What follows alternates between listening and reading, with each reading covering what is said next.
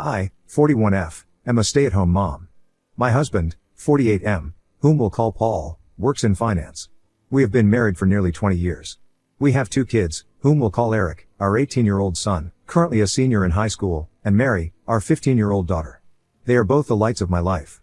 My marriage with my husband has grown somewhat stale over the years for a myriad of reasons, such as his work schedule and how I've aged poorly since we first met.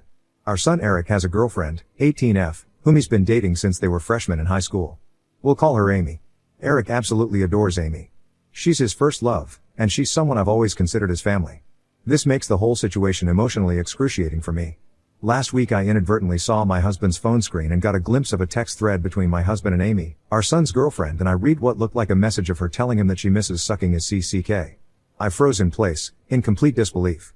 I spent most of the day convincing myself that I must have misread what I saw. However, I didn't misread it because, over the last several days, I discovered a file on his computer filled with tons of BDSM porn. He clearly has a porn addiction. He also has saved photos of Amy from her Instagram on his computer. Although they weren't inappropriate, she was fully clothed, it was still the proof I needed to confirm that I wasn't going crazy.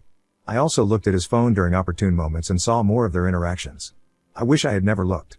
They were filled with mean, horrible things said at my expense, with him constantly comparing me to her. He would call me fat and old, among other things, with Amy LOLing. I've always had hunches or paranoid feelings that Paul has been cheating on me, but never in a million years could I have fathomed something like this. Last month, I found a thong in our bedroom that I know wasn't mine. I turned a blind eye to it, being naive and acting like it was maybe our daughter's, even though that made zero sense. Not only is he cheating on me, but he's betraying our son. I'm completely devastated. I don't even think words can adequately describe the dread, anger, shock I feel right now. I'm totally overwhelmed on how to handle this because obviously action needs to be taken, but I'm terrified of what kind of psychic blow this will be for my son. I have no idea how to even broach this completely fucked up topic with him. I wouldn't wish this predicament on my worst enemy. I can't even believe I married this scumbag in the first place. And then my mind started to race, realizing that I started noticing specifically unusual behavior from him around the same time Amy turned 18. Was he waiting for her to turn 18 before pursuing this affair? There's so many layers to all of this, and I'm completely paralyzed with fear and dread about it all. None of it makes any fucking sense. How did this happen? Am I that much of a stupid idiot that I let all of this happen under my watch? Eric adores Amy, and the thought of revealing this sickening truth to him terrifies me. The impact on his young heart and mind could be devastating. My heart aches for Eric and Mary, who are completely innocent bystanders. I haven't confronted my husband about this because I'm frankly scared of the domino effect. I don't know who to turn to first about this. I share my story not for sympathy, but in search of understanding and perhaps advice from those who might have had to grapple with deep betrayal. Thank you for listening. Further info from Op. To not have my initial post be long-winded because I didn't think I needed to get into the minutiae of this, I didn't bother going into those details. How I inadvertently saw it was this: he was on his phone.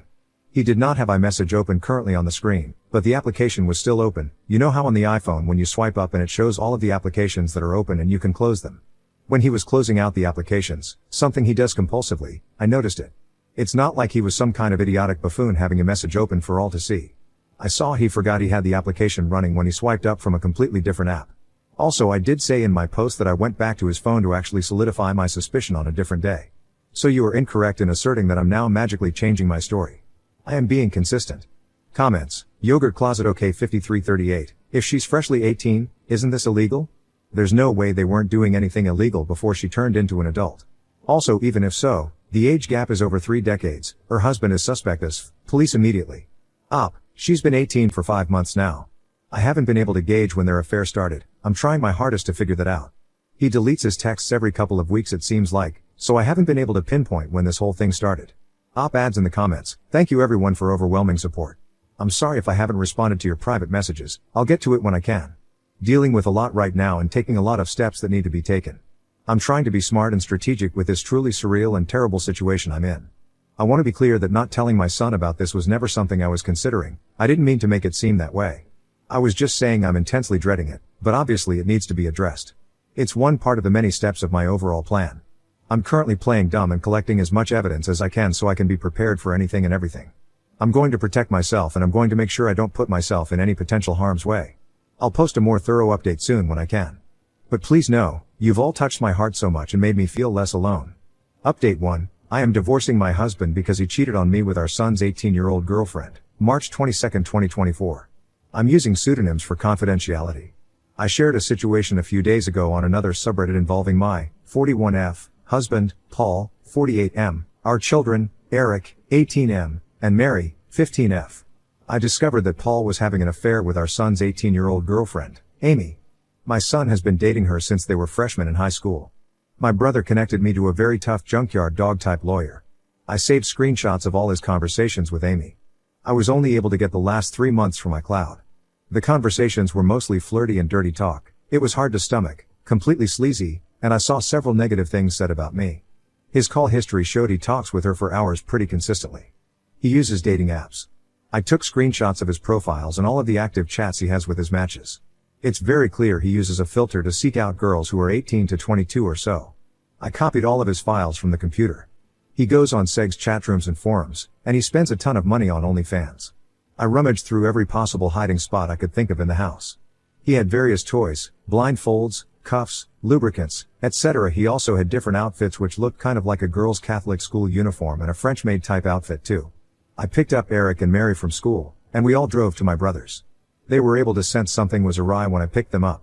I delicately told them the entire situation, and I broke down crying. Mary had the most anger, even more than Eric. I met with Amy's mother and told her everything.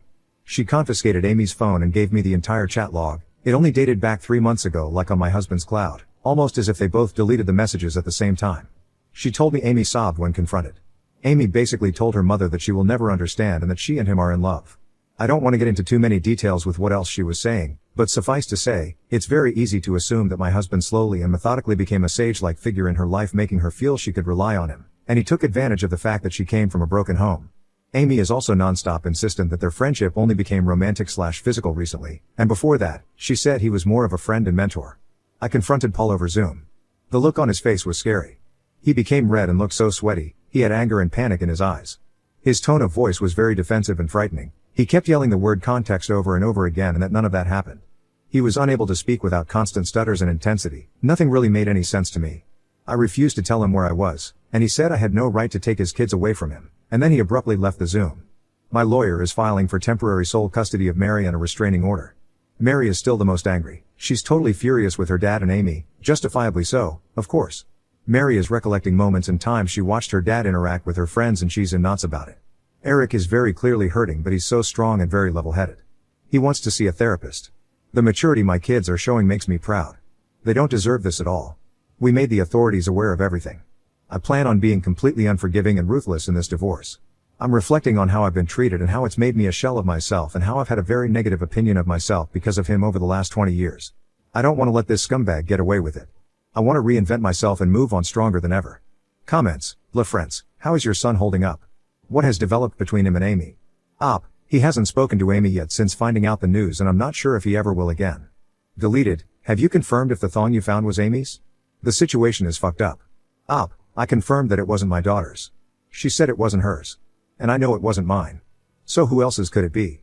Deleted. Wait. Are you saying that they fucked in the master bedroom? Ha 5914. Don't cheaters always use their married bed?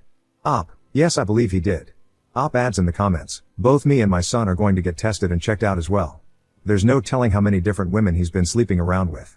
As for Amy, her mom has been in contact with me and Amy has been threatening to run away with him because they are in love. Update 2, March 27, 2024. Thank you again for all the love and encouragement. It gives me comfort and means so much to me. I've received many comments and messages accusing me of faking this story, which oddly also provides comfort because all of this feels unreal even to me. It validates my own feelings that there are people out there who can't even fathom this being true. I wish it were fake. I've been focusing on and worrying about how others are feeling over this, somewhat ignoring my own feelings which I'm trying to change. I range from anger to numbness like a light switch. We're all safe and still at my brother's house. We're very careful, and his house is secured. Paul has tried to call my cell phone several times a day. I am refusing to interact with him, and I will have my lawyer handle all correspondence. He scares me, frankly. My brother has a very secure house with an alarm system and deadbolt locks. We feel safe with him. Both my son and I got checked out and tested. It appears so far that we're both clean based on the immediate rapid tests, but in the coming days, we'll know for certain when the lab results come in. I'm not overly concerned. Eric is scheduled to see a therapist early next week, which is very good and needed. He's not himself right now, he seems a bit shell-shocked, and I am concerned. He internalizes a lot, and it's hard to get a read on what's going on in his head. That being said, he's thoughtful and has been talking with me, asking me how I'm doing and everything. He's not interested in corresponding with his dad at all. He calls only my cell phone, and he hasn't tried to reach out to either Eric or Mary. I get the sense that Paul is extremely nervous. He's scared, and I think he deep down knows that if investigated thoroughly, he would be in big trouble. That's what my gut is telling me. I still think about the Zoom call with him, and the more I think about it, the more it looked like he was a man whose entire world was crashing down on him. The panic in his face was very apparent. I offered Mary for me to make an appointment with a therapist as well, but she doesn't want to see one yet. She said she's open to it eventually but wants time to herself. She's been asking her friends about her dad and if they experienced any creepiness from him. Her friends were open and honest with her, and apparently, they felt like he stared a lot and sensed his hovering presence whenever they were over. One of Mary's friends went so far as to say that she felt like he was checking her out a lot, like looking at her rear and complimenting the color of her yoga pants. At the time, no issue was brought up about it, but in light of everything that has been happening, it seems strange now. He would sit himself in different areas or vantage points to get a good view of her, she claimed. He also asked questions about what kind of friend group or which clique they were in at school. He kept asking about if they were popular girls. I'm completely embarrassed that they had this experience at our house. As for updates on Amy, which is the main reason why I wanted to write this update, I completely agree that she is also a victim. A lot of people have been emphasizing that, and I agree. I've done everything I could in my own power to indirectly get her opportunities to get help. Like I said, I told her mother, and she's been updating me on everything. Amy, unfortunately, is still living in her deluded reality, and I can only pray that she'll eventually come to her senses. She doesn't want to see any doctors or therapists at all and has been constantly trying to reach Paul because, again, she believes that they are in love. From what I've been told, she hasn't been able to get hold of him, and he's been avoiding communication with her completely. Amy blames me for that and believes I took away his devices and am very controlling. Any truth that her mother tries to convey to her is met with conspiracy theories and hostility. Amy looks at me as a villain and still sees Paul through rose-colored glasses. Her mother showed her screenshots of his dating app profiles and matches, and she refuses to believe it, saying I photoshopped it. According to her mom, Amy keeps saying things like everyone is just mad because she found herself a real man and that I'm jealous because she takes better care of him than I do. It's in line with some of the conversations I screenshot, where a lot of what Paul says is him complaining about things I don't do for him sexually. Right now, she's insistent that she and Paul will be together in the long run. Ugh, he's honestly a slimeball. I can only hope that Amy comes to her senses, but me directly intervening doesn't feel like it would be productive at the moment, maybe eventually though. Comments, useful_escape 1845, I'm so sorry that this happened to you. Reading all the previous posts, I honestly get the vibe that your husband wasn't a very good one to begin with. Someday, when you're ready, you're going to find someone who thinks you're glorious as you age. Your son is also going to be okay. He's gotten a lesson on exactly how men shouldn't behave. A painful one, but in time, he's going to realize that Amy was groomed and abused. It sounds like she was vulnerable, and your ex took advantage of a child who was in a bad situation. Hopefully once Amy has had some time to process just how messed up this was, she'll tell the police the whole story. I fully believe something was happening before she turned 18. I believe stuff happened before she was 18 too. John Miliano, do you think they kept that relationship secret for most of Eric and Amy's relationship? What a disgusting father and pig if that is truth. I'm not sure when things got actually physical or romantic, but I do think his grooming started as soon as she came into the picture when Eric started dating her freshman year. This mentor and a friend that Amy alluded to had to start right away, and the way she's acting now, being so indebted and believing every single thing he says, shows that his effect on her had to be over a long period of time. She only turned 18 like 5 months ago. Her behavior and infatuation for him seems so strong that it couldn't possibly be only 5 months of them being together. Minute_bus 6892. If they are consenting adults, then there is nothing to report. This is a personal problem that needs to be dealt with by attorneys and the people involved. People are way too jumpy to snap to the police to fix their problems anymore. OP is handling this the correct way. If any legal issues come into play, then her attorney will do the right thing. OP, the only thing we can really hang our hat on is the possibility of Amy having an epiphany of the reality of her situation, and she opens up candidly about when it began. But because she's 18 currently and has no interest in saying or doing anything that could potentially put Paul in legal trouble, nothing really can be done. Unless they find out about other girls that I have no idea about yet. Update 3, the support, again, has been overwhelming, and I'm very grateful. Sadly, I've received a lot of negative/accusatory/harassing private messages from people here who think I'm faking this story. Someone made a comment on some post somewhere, claiming that my story has been debunked, and people believe that person. I've seen an uptick in negative messages accusing me of making this up for money. I'm not asking for money at all. Coming here was completely rooted in emotional desperation, and I didn't expect anyone to get invested in my story this way. But again, I'm not looking for anything out of this. I have no reason to lie, I'm not gaining anything from this. If you don't believe me, that's fine, I don't care, but the only thing I ask is to not cross the line and start sending me private messages that are mean-spirited or accusatory. The only reason I'm continuing to post is because of those of you who've sent me love here, and the support really lifted my spirits. As for the divorce, it's very much underway. I'm not going to get into the specifics of it all because it's ongoing, and I want to make sure everything is going to go smoothly. I got temporary custody of Mary. Paul also has to pay temporary child support. There's a protective order, Paul can't contact us or come near us. Right now, we're just focusing on getting through this legal mess. Again, not getting into specifics because I don't want to mess anything up, but what I'll say is I'm very confident, divorce aside, that there's overwhelming evidence against Paul that will get him in serious trouble and it will impact him for the rest of his life. I'm sure eventually I can share more about that.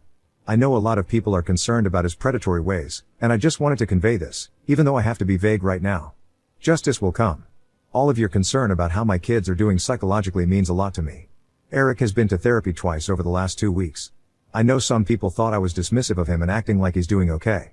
I very much know that he's hurting internally, and we're doing everything we can to make sure he knows he is supported and loved. My brother has been amazing in spending time with Eric and Mary, and both of them have confided in him about a lot. My brother has a very healthy marriage, and both he and his wife have really stepped up to the plate for all of us. Mary has not seen a therapist yet, but she promises that she will be open to seeing one soon. Her anger has mostly turned into sadness, I noticed, and I hope I can get her to see a therapist soon. Her friends have played a key role in this whole thing, and that's something that Mary has been grappling with as well. I know a lot of people are invested in the well-being of Amy as well. There were a lot of questions about whether Eric and Amy would still see each other at school. It sounded like they go to the same school, but they do not. Eric and Amy went to the same junior high school and knew each other even then, but Amy ended up going to an all-girls Catholic high school while Eric, and Mary too, stayed in the public school system. We all lived in the same town, and over the summer heading into freshman year is when they were getting to know each other and when they started dating. I wish I had a better Amy update, but it's gotten a lot worse since the last update. Paul has actually been seeing Amy, despite her mother trying to force her not to see him. She tells me that Amy says she's 18 and an adult, and she can do what she wants. Her mother is in a precarious spot because if she kicks Amy out of the house for defying her, something that she has threatened to do, which I think is a mistake, she would just run to Paul permanently. The time she spends with Paul has increased over the last week, despite the fact that Paul initially ghosted her when all of this first hit the fan. There were some days where Amy would just be gone for hours on end. There's only so much I could do with the Amy situation, but again, I do believe things will turn around soon with that, given what I know about Paul and what's to come. I can only pray that Amy can get help and guidance when more shit hits the fan. I'm doing everything I can with my own kids and my own mental health, and Amy's mom knows she has my support, and that's all I could really provide. Comments, Zealous Ideal Gold 5909, TBH the only way that Amy will see how messed up Paul is when he eventually sleeps with someone else or he accuses her of seducing him. Even if he ends as a sex offender, I'd get that's enough to convince her that he's a creep and dangerous. Now I'm curious to what Paul's intentions are. He ghosted her and now all of a sudden they're meeting up again. Worst case scenario, he's gonna have her falsely testify, which I don't think will take much convincing Amy.